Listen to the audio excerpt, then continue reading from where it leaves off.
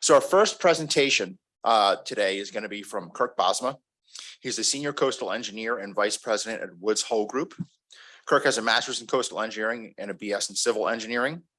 And he has more than 25 years of experience in coastal sciences and engineering, as well as climate change and resilient design, with specializations in the areas of developing green, gray, and hybrid coastal engineering adaptations for fostering urban and rural resiliency and cost-effective approaches. And the title of his presentation is Prioritizing Coastal Resilience, Modeling Flood Risks in a Changing Climate. So with that, we'll welcome Kirk. Oh, we're going to hold all questions until after all of the speakers go. Thanks. Thanks, Peter. Well, good morning. Happy to be here. And which one is just a forward arrow for advance? Okay. So coastal engineer, which is a little bit different. But what I'm here to talk to you about is, how are we going to deal with this changing climate environment? And one of the things we hear most often is kind of this sense of overwhelmingness of what's happening, a little bit sense of despair, to be honest with you, when people think about changing climate conditions, whether that's in a coastal or a watershed, right? How do we plan this? And a lot of what's out there kind of presents the end of the world scenario, right? You go online and you can move the little sliders and you see flooding happening all over. And the response of a lot of agencies, communities, towns is, how are we going to handle this, right? It seems overwhelming. There's nowhere to really start. And so what we're trying to do is really say, it's not overwhelming. There is some place to start and really think about how you can cost and prioritize actions going forward under this changing climate conditions. So a little bit of story here to start this off. This really kicked off after Superstorm Sandy hit the East Coast, and it took that left turn there, right? This is data from NOAA, and then kind of hit New Jersey and New York area. But that really got New England thinking, specifically Mass DOT, relative to their big central artery tunnel system, right? So it's the big dig, the multi-billion-dollar project that really moves all the people in and out of the city. It's a big evacuation corridor. And if it goes down, it's a big problem. So they started asking some really directed questions about this. What is the probability of flooding? Not just, hey, if a big storm comes, what's going to happen? But what's the real risk here, right? And of this huge system that has literally thousands of assets, from operation centers to vent buildings to egresses, what's vulnerable and what's the probability? This is, something we can't just fix in a day. And then finally, what do we do about it? What's the innovation? What's the plan? And those three questions are the same three questions we start to hear from a lot of state agencies, federal agencies, towns, communities. And so we were really looking at a way to start to address that. So we started by looking at what's out there now. Right. And so for the longest time, and I'm sure this is the case in Maine as well, people use FEMA maps, which is the map in the upper corner here, right? And that's what we had. That was the basis of data. But is that really developed for design conditions? It's really for insurance, right?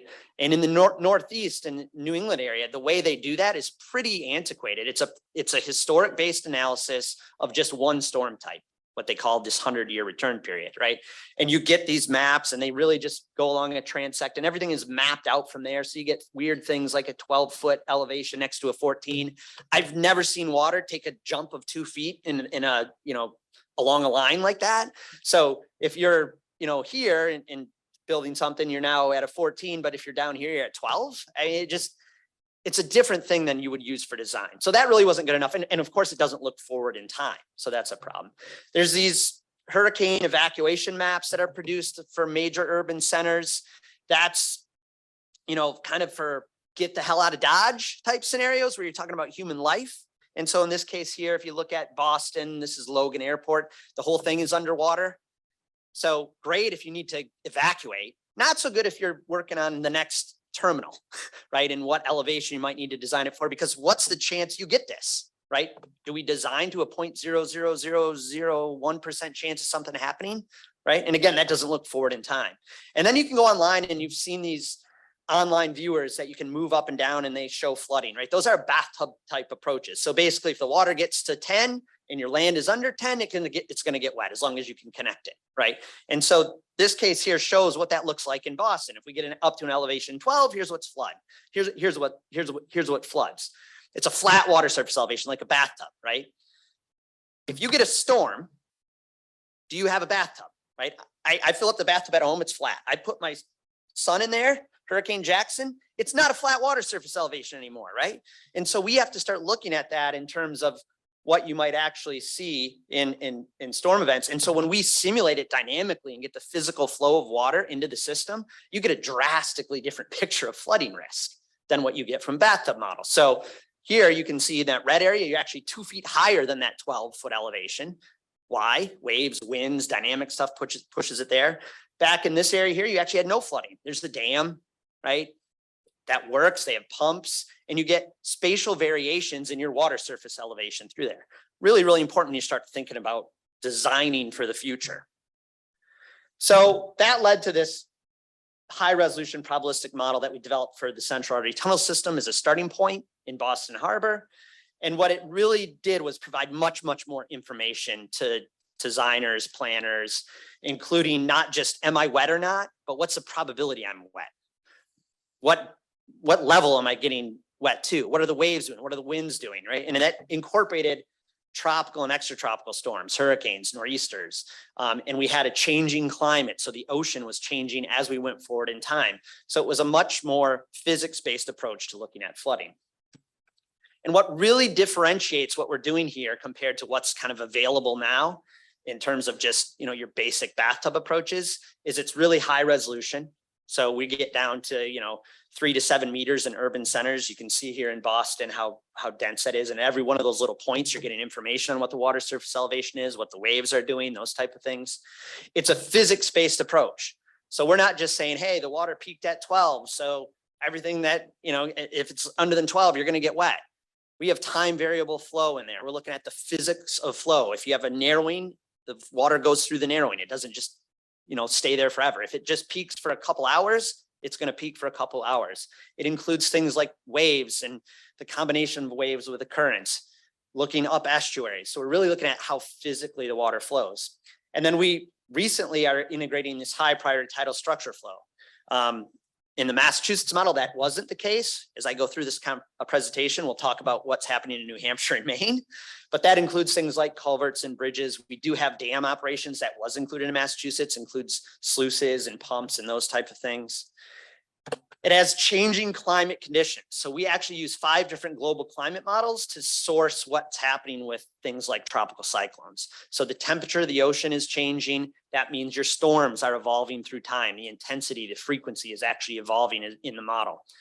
We calibrate and validate model, very important. We're not just simulating saying, okay, this is how it is. We've done, multiple historic storms, blizzard of 78, where there's data available, perfect storm. And we do that for every location. We look at tides across the whole Atlantic coastline.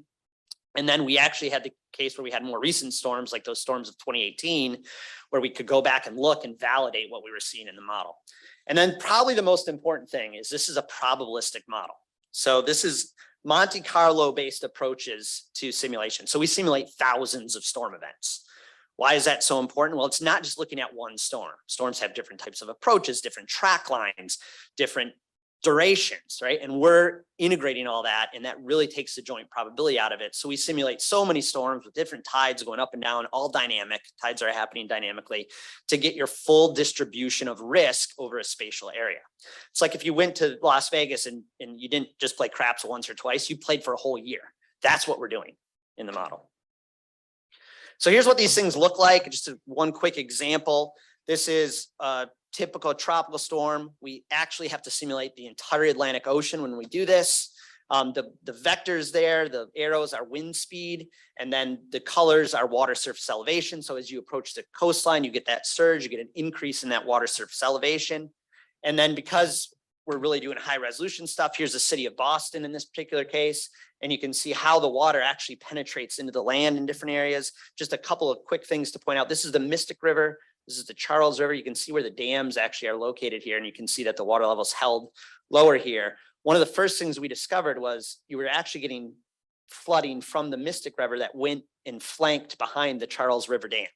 So the dam was working fine on the Charles River, but the adjacent river in future conditions was actually flooding behind the dam from the other river, which this is actually the first catalytic project that Climate Ready Boston did, was in this area right here for resilience.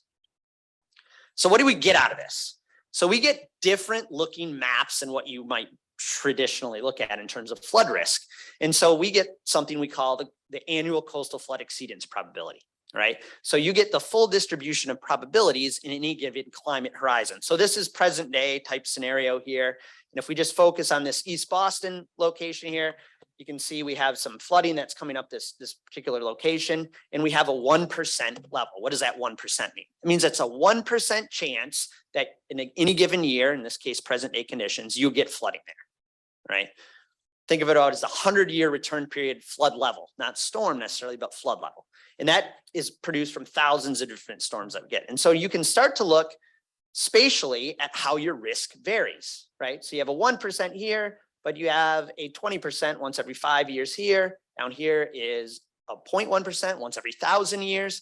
Right? So now you can start to think about how this works, right?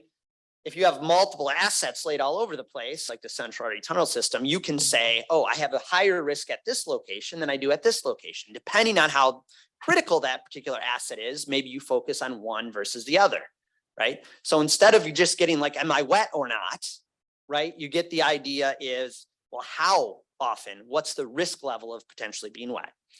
So not only do we get the spatial distribution of that risk, but we also get the temporal, right? So now if I jump forward to 2030, integrate sea level rise, integrate, the state standard for that in this particular case, looking at the global changes to storm conditions, now I get changing risk levels. So now at that same location, I jump from a 1% risk level up to a 5%.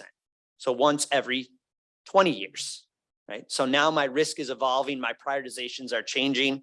You can see that sneaky flood pathway from the Mystic River up here that's going to come around behind the Charles River. And so you now say, okay, not only where, but when might I need to start thinking about things? Now, we've worked with a lot of different groups in Massachusetts, and I can tell you, Partners Healthcare, for example, they see pink anywhere near their facility, and they're like, we got to do something. Mass DOT, if it's a Central Artery Tunnel System, hey, 1% gets a little risky for us. If it's their salt building or salt shed, 20%, 10%, we're okay, right? So you can start to change and evaluate your tolerance for risk. And then if we jump forward to 2070, now we're in a really a tough situation here. Now in that same location, we're at a 50%. Every other year, you could expect to get flooded to that location. All these data are being used across the state. All the Climate Ready Boston work that you might be familiar with is based on these data. And so what they're able to do is prioritize where they need to take actions. Okay, you can also pull out depth at any level, at any probability level. So this is just the 1% or 100-year return period depth. So at that same location, you go from 1 foot in present day to 2.5 feet in 2030 to 5 to 10 feet in 2070, right? You can pull out things like water surface elevation. This is available now for the whole state. We started with Boston. We expanded to the entire state of Massachusetts at that same high resolution. Crazy, I know. Yes, we probably are contributing to climate change because our computers are producing so much heat when we run it, but we feel like we're providing some benefit here. And so this is the island of Nantucket. You can look at how the water surface elevation and that 1% risk level changes. We can get waves out of it. So you get the idea, right? You get tons of good statistical information you might need to think about for design, not just now, but going forward into the future. Just a couple of quick examples of how this works. This is the current fuel depot complex in just outside of Boston. Mass DOT was transitioning this to their primary maintenance facility for Boston. So when there's a flood, when there's a snowstorm, all the plows were going to evacuate out of here. Now it's in a pretty low area, right? It's next to some marsh and marshes and rivers and Neponset River. And you can see it was in a FEMA flood zone, and the designer said, hey, what should we do? And we said, well, our present day model is showing some risk, and it's not, it's 1%. It wasn't horrible. And because we have a dynamic model, we can look at the depth, and it was only like 0.5 foot, and the water sat around for about 7 hours. They said, we can design for this, no problem. Let's go forward. The environmental manager said, wait a minute, We want this thing to last for more than, present day. It's a 50-year, 100-year type design life. What happens just in 2030, 10 years from now at that time? And we saw the risk starting to evolve, right? So instead of that 1% risk, now it was at a 20% level. Once every 5 years, you could expect to have some problems there. The water was deeper, right? Getting up to 2 feet. 10 hours of flooding at the time. You couldn't necessarily get there in and out from Granite Avenue. And now remember, during the height of a storm, this is where you're operating out of, right? So based on this information, they actually canceled the design, which was halfway done, said, we've got to find a better site for this location. This is not a good site. Just an example of how these data are used. Here's another one. This is the food distribution network, the long buildings here. All the fruits and vegetables in the city of Boston come into here, and then they're distributed from here. It's in a dumb location from a flooding perspective. It floods today. This is what happened in 2018. And so our model is showing the water coming in this location. This again is present day, which kind of syncs up to what they're seeing at that 1% level. And over time, 2030, 2070, that risk grows, right? And you have a bigger floodplain, you have higher risk.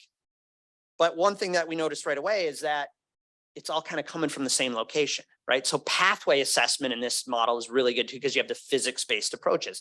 So instead of going structure by structure, oil tank by oil tank, building by building, and doing dry flood proofing, which was the plan, we actually directed them to like a regional based solution that involved Chelsea and Everett, said, hey, let's just focus on nature-based approaches at this flood entry point, right? And that was basically magnitudes cheaper than going building by building. What did it require? Stakeholder, agreements and collaboration, which isn't always easy, but this type of solution really functioned, and it works for multiple stakeholders. MBTA bus garage was another one. They had a falling seawall here. You can see they wanted to put a living shoreline in with a bike path. It's the largest bus depot in the city. They did the design. One other thing we can do in the model is we can test the design.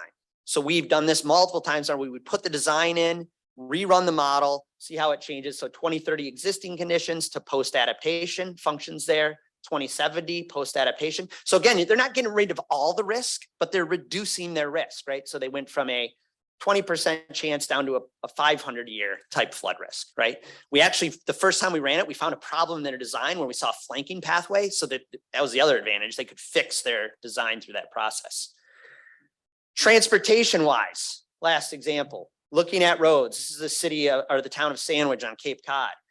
We're looking at all their roads throughout there, and we can start to prioritize where they need to take actions on their roads, right? So we're looking at the number of road miles versus the probability level. 100 is once every year, right? And so looking at that 2030, 2050, 2070, we can start to identify where are your problems. If you cross that with the criticality, meaning how important is the road, right? Service levels, those type of things, right? You can say, okay, I have my probability, I have my criticality. Where do I need to take action first, right? As opposed to saying, hey, this whole road is going to be underwater. That's an unmanageable project. It's cost prohibitive. Town doesn't have the money. The state doesn't have the money to do that.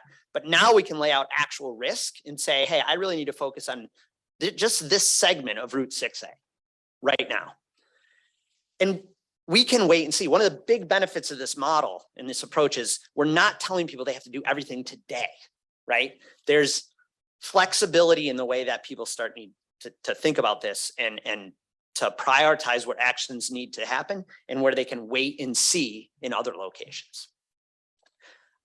I'm not going to get into the details of this. All I really want to say is when we just think about actions that can take, we usually look at a broad range of solutions. This is called the dynamic adaptation pathway. And we're really building flexibility into the design so that you can change your adaptations when they no longer become valuable or no longer function. In this case, this is a coastal road, and we start with beach and dune restoration that works over the near term, but eventually we have to switch to a different condition, which included removing that particular road over time. But we're very into flexible solutions that don't box you into a specific thing. Here's another example in Nantucket, Massachusetts. This is downtown, their primary roadway. and just how you start thinking about hybrid solutions. This multi-use path is actually the protective element, but then they have ecosystem benefit and access benefit to the community, transitioning the way they're thinking about Washington Street. And Washington Street right now floods at spring high tides. And this is where all the stuff comes in for the whole island of Nantucket. It's a huge problem. So I mentioned New Hampshire and Maine. So we have that available for all of Massachusetts.